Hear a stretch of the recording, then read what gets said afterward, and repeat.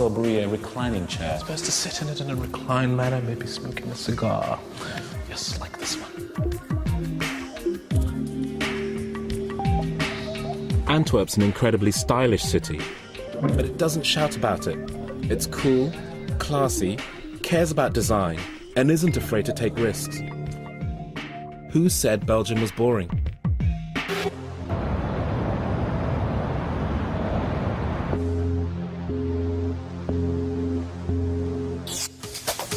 In the 50s and 60s, America was in the grips of a Cold War with the Soviet Union.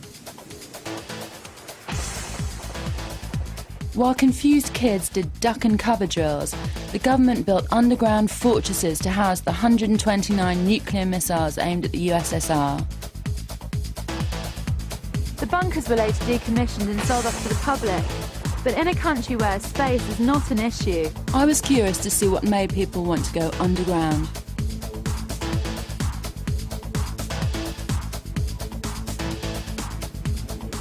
Hey, hello. I'm Justine. Ed Payton. Hey. Welcome. Thank you. Ed Payton bought this missile site 20 years ago for $40,000.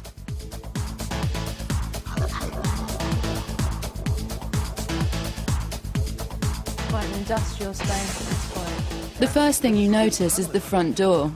We built the stone and the oak door to try and make it look a little more home-like. We needed to break up all the cement and steel look of the place. Thank you. And this is our living room, which was formerly the launch control room. We've done a lot of meditation in this room. We've had drummings and purification ceremonies in this room. And it's a very beautiful room. I mean, all the colours and the way you've used the stained glass, I absolutely love. We pretend to have windows. This is our master bedroom. Was formerly the military communications room. Wow, you never know it. And I see, have you got a window in here? Well, again, we pretend to have windows, but what's back here is actually a clothes closet. The closet.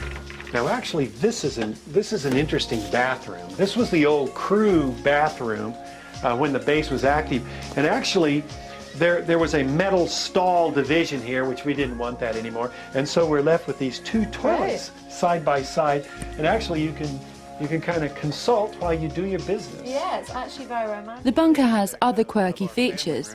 This is an old fire escape. Very few family rooms have a fire escape off the side of it. It was the way the crew might get out if the tunnel were blocked.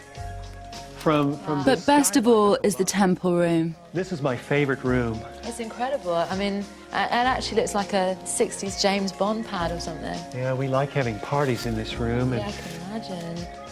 It must have been an incredibly daunting prospect to try and make it into a home. At the time, in the beginning, I did not know what form this would take. I didn't know if we would ever live here. I just knew it was one of the most unique structures I had ever seen. In 1969, the local school authority in Holton, Kansas, bought a missile site for $1. To make the space more user-friendly, the kids are encouraged to paint on the walls, and you can't even really tell that you're 20 foot underground. Do you like working down here? Does it ever feel spooky or anything like that? No. Not really? It's spooky when it starts. Really? I've been down here when the lights are out. Yeah, it is kind of cool, though. Yeah, definitely. I know, down here. You're really safe down here, safe from tornadoes and everything, right? Without natural light, I thought I'd be more aware of being underground. But in fact, the lighting makes it look just like any other school I've ever been in. Now it's off to Texas and a bunker called Valhalla. When Mark bought this bunker, it was flooded with groundwater. Because of this, the bunker was perfect for Mark and Linda's vision to create a unique underground diver's paradise right in the heart of Texas, 600 miles from the coast.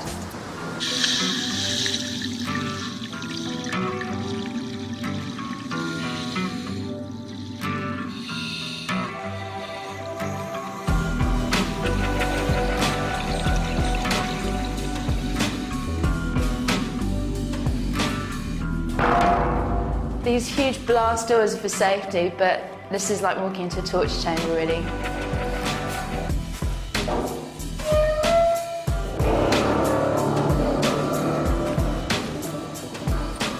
Mark. Justin, how you doing? I'm good. Good, good. Wow, that's amazing. That's neat. It's like being swallowed by a whale or something. This area had to be real strong because you had a lot of energy coming out of any missile that was fired. So it was designed to protect the occupants. Here's one of the blast doors, and of course very large to help protect them. Back down here is where they actually kept the missile. Wow. And this is where we go scuba diving now. Looks like something from the set of Alien. It's alien to most people, that's for sure. It's huge. It's 180 foot deep, which is as big as an 18-story building. It's 60 feet across, and the bottom 130 feet is full of water. This is really the most incredible space. It's huge. I wasn't expecting it to be so big. Would the missile have filled this whole space? Now, the missile is very small. The rest of the structure that lifted it to the surface, it could be fired with the elevators and the springs and the surface equipment, took up most of the space.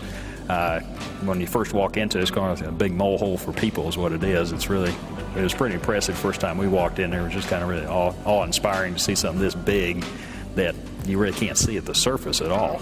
And why is it called Valhalla? That's the Norse mythology equivalent of heaven.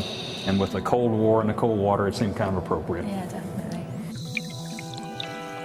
I've been impressed by the ingenuity of these people, turning these vast, redundant spaces into a variety of positive environments. I'm not sure that I could live underground myself, but to a nation once again conscious of the threat of attack, these bunkers have taken on an eerie new relevance.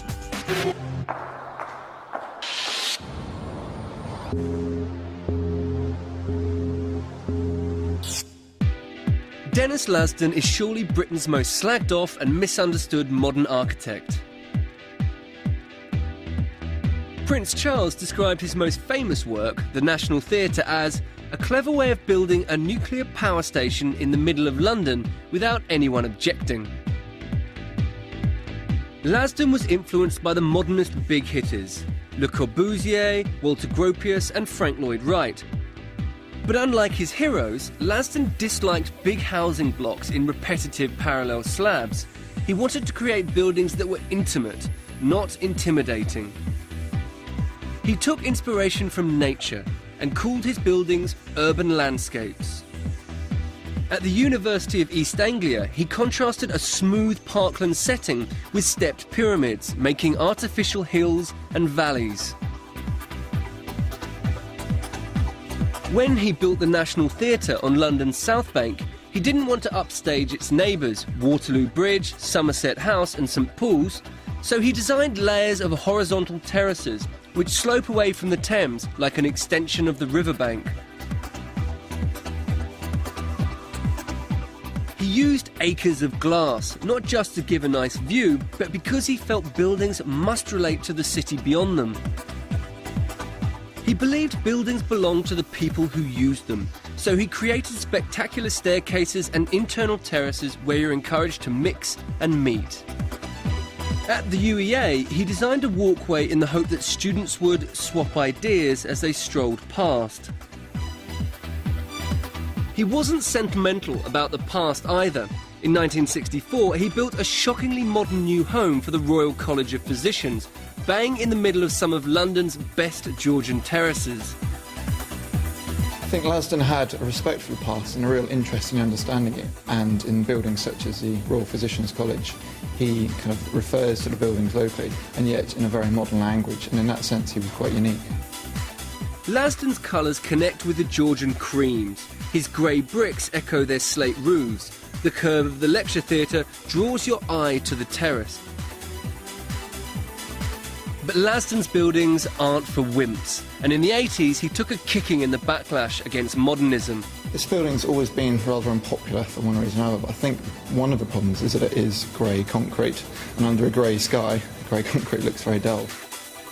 But brutalism is back in fashion, and although there's always people who will hate his work, Lasdun had the satisfaction of seeing a handful of his best buildings listed just before he died 2 years ago at the age of 86.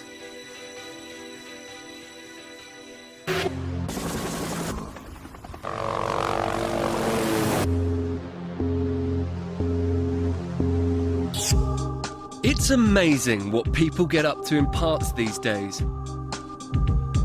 But your local park was probably designed years ago, when most people's idea of fun